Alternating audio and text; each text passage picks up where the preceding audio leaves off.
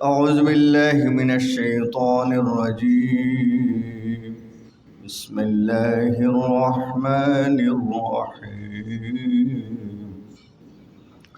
ولقد يسرنا القرآن للذكر فهل من مدكر صدق الله المولانا العظيم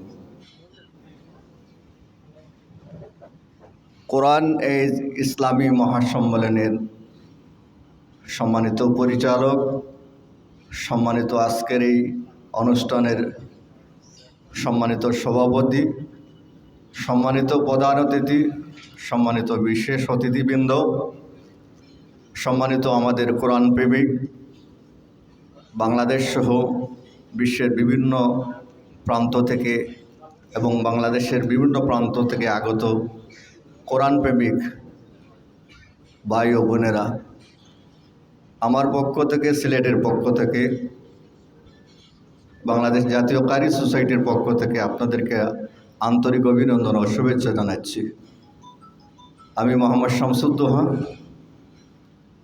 আমি একজন পড়াশোনায় মাদ্রাসায় কামিল, জেনারেল লাইনে মাস্টার্স, বর্তমানে অধ্যয়নরত আছি।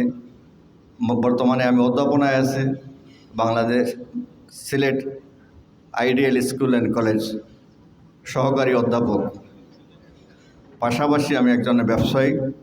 আমি একজন কোরআনের প্রচার এবং প্রচারে কাজে এবং অধ্যয়নে নিয়মিত আছি। হঠাৎ ইউটিউবে আমি পেয়ে যাই কোরআনিজ পরিবারকে, মোখতারাম রুহুল আমিন সাহেবকে খুব নীরবে নিবৃত্তে একান্তে আমার জীবনে যে বিষয়গুলা উপলব্ধিতে ছিল বাস্তবে পাই নাই, যেমন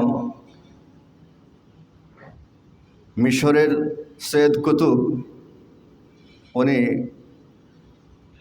7 বছর বয়সে কোরআন মুখস্থ করেছিলেন। পরবর্তীতে উনি কোরআনের এই বিষয়গুলা ভিতরে ভিতরে উপলব্ধি করতেন, কল্পনা করতেন, বাট বাস্তব জীবনে ওনার প্রয়োগ ছিল না, কারণ হচ্ছে বয়স কম। উনি যখন বাস্তব জীবনে আসলেন, সরকারি বিভিন্ন পর্যায়ে উনি চাকরি করলেন এবং বিভিন্ন দেশ ঘুরলেন এবং এই ইখওয়ানুল মুসলিমিন বা তৎকালীন ব্রাদারহুডকে পেলেন। পাওয়ার পরে উনি উপলব্ধি করলেন যে কোরআনের প্রতিটি কথা যেন তার ওই বাল্যকালের বিষয়টা। তখনই উনি একটা গ্রন্থ লেখেন, মহাগ্রন্থ আল কোরআনের তাফসির লেখেন, ফি জিলালিল কোরআন, কোরআনের ছায়াতলে। এইভাবে অনেকেরই উদাহরণ দিতে পারবে। একজনের উদাহরণ দিলাম, আমি কামিল কমপ্লিট করেছি, সিয়াসিত্তা পড়েছি, বাইজায়ু পড়েছি, কাশাব পড়েছি, জালালাইন শরীফ পড়েছি, আধুনিক অনেক তাফসির পড়েছি। পড়াই আমার কাজ, এটাই আমার নেশা, এটা পেশা, এটাকে আমি আনন্দ পাই। পৃথিবীতে কোনো কিছু যে আনন্দ পাই, এটা অধ্যয়ন করা, শিখা। এরপরে আমি হঠাৎ যখন রুহুল আমিন সাহেবের এই যে খেদমত, এরপর থেকে যে আমার মনের ভিতরে একটা আলোড়ন সৃষ্টি হয়েছে, আমি বুঝাইতে পারবো না আপনাদেরকে। মাঝে মধ্যে ওনার পরিচয় জানি না, বাট ওনার কথাগুলো খুব নীরবে শুনি, প্রতিদিন ক্লাসটা শুনি। হঠাৎ একদিন মনের ভিতরে আমার আবেগ জমলো যে ভাইজানকে একটা ফোন দেই।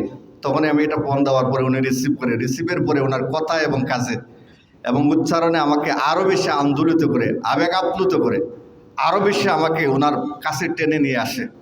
এরপর থেকে অদ্যাবধি পর্যন্ত আমি মনে হয় সূরা ইউসুফ থেকে আমি শুরু করছিলাম এখন পর্যন্ত। এরপর থেকে আমি আমার কথাগুলো পেয়ে যাই। কারণ হচ্ছে উনি যেভাবে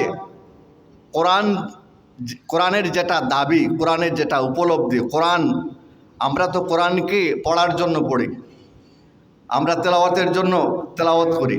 আমরা মানুষ জীবিত থাকা অবস্থায় কোরআন লাগবে, আমরা মৃত অবস্থায় কোরআন পড়ি যখন তার কোনো প্রয়োজন নাই।